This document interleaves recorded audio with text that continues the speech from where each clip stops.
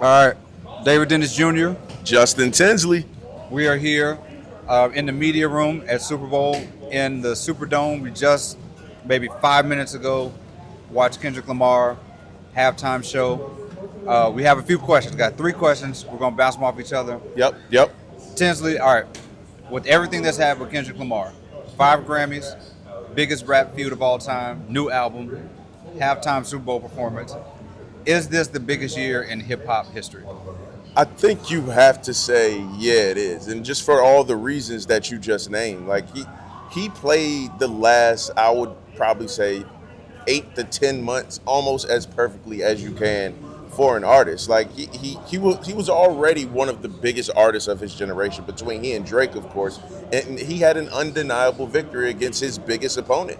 And honestly, what he says is like he always stayed true to himself. And now he's bigger than we have ever seen him. So when you take all of that into account and everything you just listed, I think you have to say, it sounds crazy to say, I think you have to say this is the biggest year for a rapper that we've ever seen. Yeah, I was holding on to DMX. Which is still huge. Two #1 albums, movie star, performed in front of a whole continent. But Yeah. I think Kendrick, the last 12 months, I think this was the nail. This is it. This is the best year for one rapper that we've ever seen. Best 12 months. And you can tell, like when we were in the stadium, everybody was waiting for Not Like Us. Like everybody. And like to hear 80,000 people recite that was something else. But let me toss a question by you, and kind of in a similar vein to what you just asked me. Do you think this was the biggest rap performance of all time? Absolutely, yeah, #1, yeah, absolutely. I think the amount of people who watched it, a dude having his own show, 15 minutes in front of the entire country. I can't think of this ever happening with an audience this big, and for him to, I mean, Samuel Jackson was out there. Yeah. You know what I'm saying? Serena Williams is out there. Like, we've never seen a rapper get this amount of attention. Never seen a rapper, have captivated audience like this. I gotta say, it's the biggest rap performance we've ever seen. Yeah, and I think just given the stakes and everything that was on the line, you're on the Super Bowl, 150 million people. I'm probably lowballing that number, but let's just say 150 million people are watching this. And, again, a week earlier, you won 5 Grammys. And this, I mean, it was just given the stage and everything that was on the line, I think you do have to say this was the biggest rap performance of all time. So I totally agree. Now, go ahead. So, all right, here's my question. Here's another question for you. Okay. We're gonna take a pivot because I know I wanted to ask you something, but I got to ask you this one. Okay. What's Drake doing right now? Hopefully he's asleep. Yeah. Hopefully he's asleep, because hopefully he's not checking his phone, because, again, as I just said, man, like 80,000 people calling you. 80,000 people said A minor. 80,000 people. He was quiet. Everybody said A minor and the other word. And the other word that. But the A minor lingered. It lingered, and it stayed in the air. And the A minor was louder than anybody has cheered for the Chiefs in the first half. Yeah, we were right beside Jeremy Fowler. Right. And he was dancing. So. Is this a worst beat? What's the worst beat down? It's currently 27-0, or Kendrick and Drake. What's the worst beat down? Probably Kendrick and Drake, because if nothing else, at least the Chiefs could say they won before. Yeah. So that when you look at it like that, so when I look at Drake, man, and we've been asking this question all year, like, where does he go from here? Where does he go from here? He has a new album coming out on Valentine's Day with Party Next Door. Even if he moves on from this, which I expect him to, you'll never forget this moment.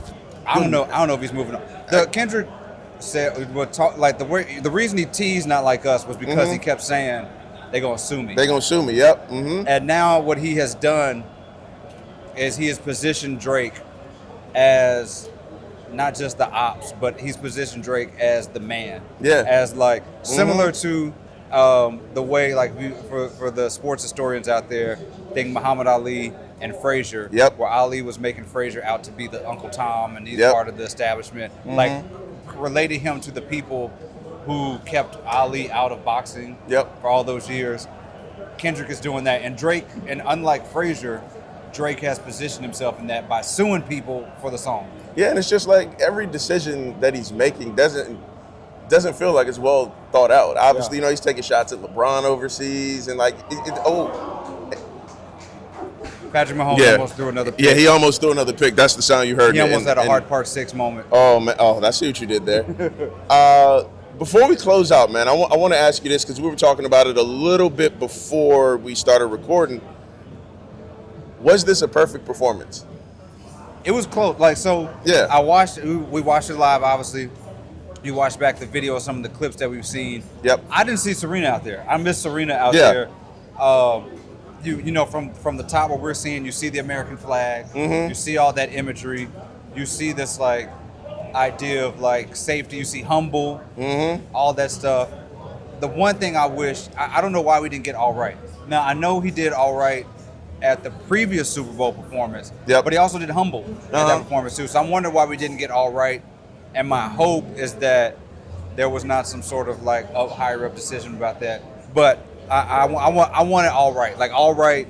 I mean, to me, Not Like Us is a protest song in a lot of ways. Yeah. So is Man in the Garden. Yep. I Deserve It All is similar to that. So I don't know why we didn't get all right. I think if it's one thing I would have changed, and I understand it's different when you're in stadiums, sometimes the acoustics didn't sound up to par, and I couldn't really make out what he was saying sometimes. So maybe that's not his fault, but I hope on the Grand National Tour moving forward, they do address that because especially at the beginning, I couldn't really make out. It got a little better as the performance went along, but that would definitely be one of them. But I mean, we can nitpick all we want to, but that dude just performed at the Super Bowl as a solo rapper and went through his catalog. It was a celebration of his catalog too, which obviously I think is one of the greatest of all time. But yeah, 80,000 people saying A minor. That was a spiritual experience right there. Yeah, I mean, who would have thought? And there's like the thing about Kendrick is there's so many Easter eggs. Like we again this instant reaction. Yep. So there are other things to catch. He wore an A chain. Yep. He wore all this other stuff. You know, there was a lot of imagery there. Drake, thoughts and prayers. I'm really excited to go back and look at it. Yeah. You know what I mean? Because obviously, like you said, there are going to be so many things that we missed that we just couldn't see from where we were. But yeah, man, like I don't know how you move on musically from this. It's just because, and it's not even just the music. It's just like the actions thereafter. Yeah. It's like you're not making yourself.